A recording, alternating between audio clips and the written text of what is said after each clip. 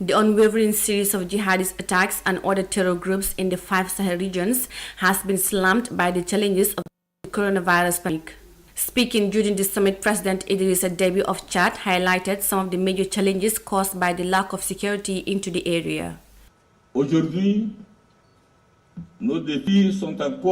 Today, our challenges have taken a more worrying turn, with the challenges of poverty and consequent insecurity, terrorist threat.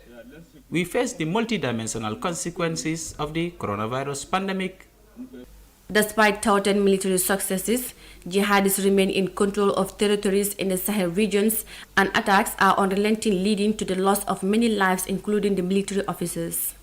Notre volonté partagée de vaincre au plus vite le terrorisme dans le Sahel. Our shared desire to defeat terrorism in the Sahel as quickly as possible must be accommodated in real commitment. This field of mobilization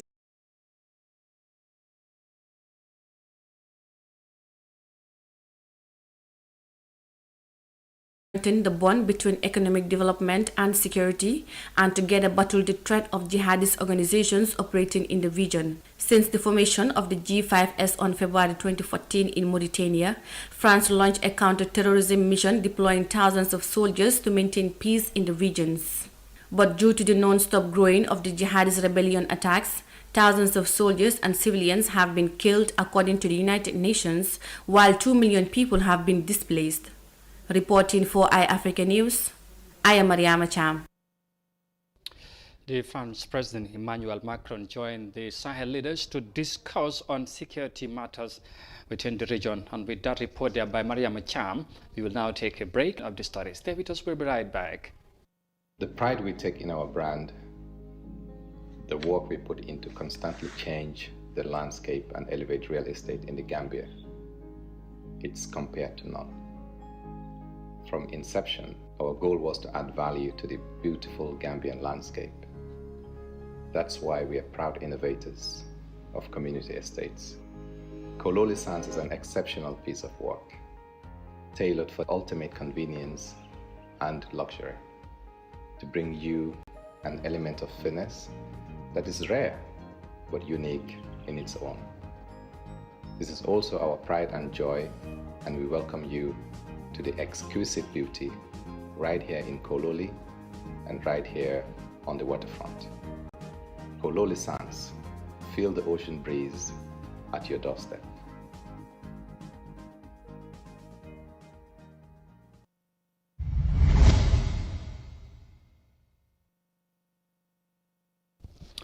Welcome back, and you're watching the World Today News Bulletin on Africa TV. And now to the rest of the stories and to the COVID-19, or the latest COVID-19 update in the Gambia, because the Gambia has on Thursday recorded 112 new COVID-19 cases, taking the total number of confirmed cases in the country to 4,414, the highest digit in the month of February.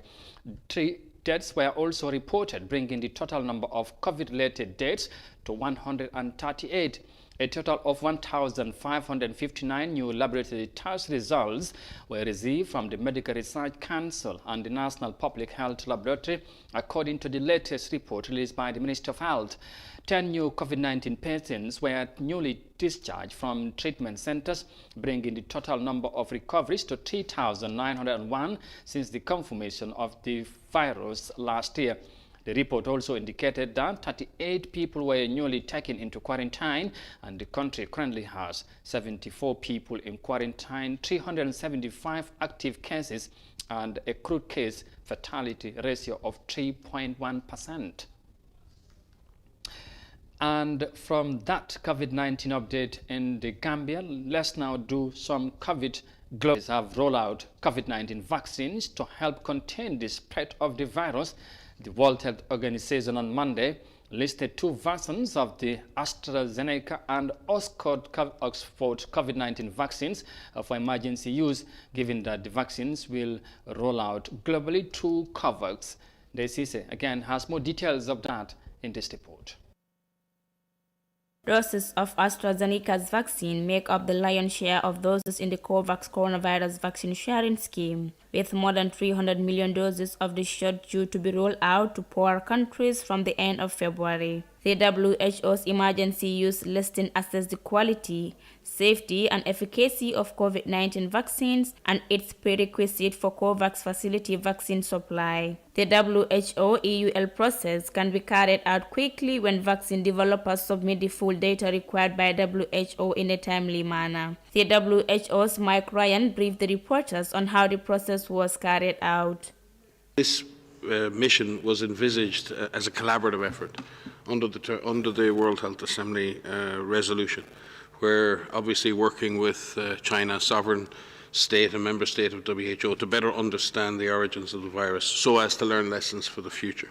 Mubangizi, head of WHO's pre-qualification unit, says this is a great milestone for the world, especially for the COVAX. Assessing these two vaccines hardly 4 weeks ago.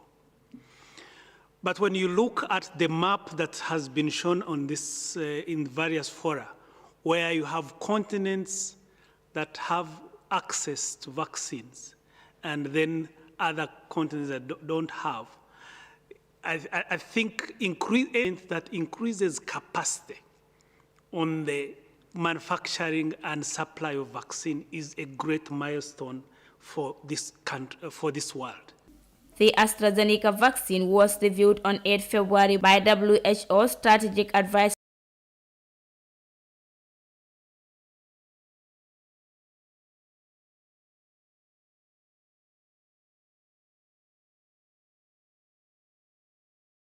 group of experts on immunization, which makes recommendations for vaccines used in populations for all age groups 18 and above. Based on about 2,000 young people who had the vaccine, the Oxford AstraZeneca vaccine offers limited protection against mild and moderate disease caused by the South Africa variant. There is no evidence to suggest it will not be effective at preventing more severe cases that need hospital treatment. Infections have been reported in more than 210 countries and territories since the first cases were identified in China in December 2019. Nearly 109 million people have been reported to be infected by the novel coronavirus globally, and more than 2.5 million people have died according to reports. For iAfrica News, I am Daisy. The WHO endorses 2 COVID-19 vaccines for emergency use. And from the report there by NDC, we finally bring this news bulletin to an end. But for more details on this and other stories, as always, you can visit on our website on iafrica.tv. Mariam Cham would be here at 19:30 GMT or 7:30 local time for the Gambia 24 News Bulletin. But for now, though, many thanks for the privilege of your company. Thanks for watching and bye-bye.